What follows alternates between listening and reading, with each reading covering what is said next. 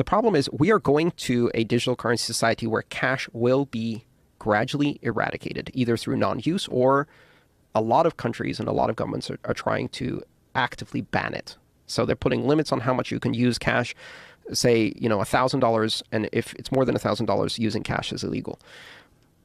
When we go to the society, we have to really think about the implications. Do we want a society in which our digital money is under complete surveillance and complete control, where if you go to the wrong protest, or if you support the wrong political campaign, or if you make a payment to the wrong person or receive money from the wrong person, suddenly your money disappears. It's no longer yours anymore. It's frozen, it's seized, it's gone.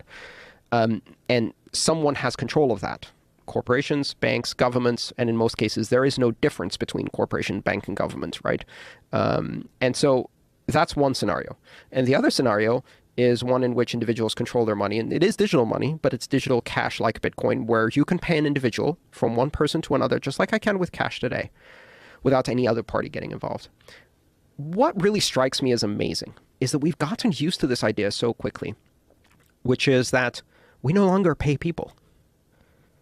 We no longer pay people directly. The less we use cash, the more we pay people through a corporation, right?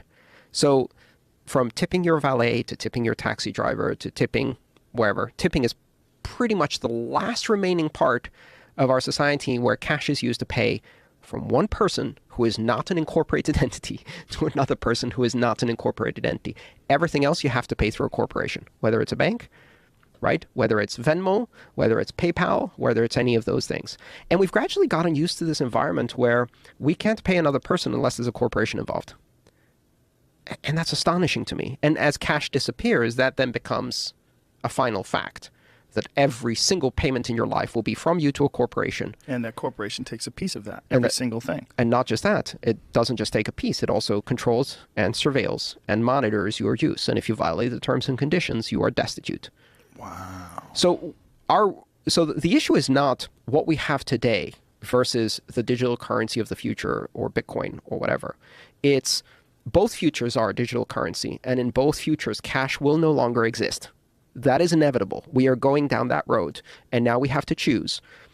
Do we go to the digital cashless society of corporate control over money with the complete and total merging of corporate and state money, where instead of having separation of state and money, you have the merging of state and money and corporation and money, where your money is branded money? You have Chase dollars. You have Goldman Sachs dollars. You have Coca-Cola dollars, right? You have money that is controlled by a corporation. Or do we go down the other future, where we have money that is basically an internet protocol that is completely global, that any person can pay any person. They meet in the streets without any corporations getting involved, just from me to you, digital cash. And that's really it's a less optimistic view, because I'm fully aware of what the other future is, and it's already playing out. And it is in my opinion, a very dangerous future.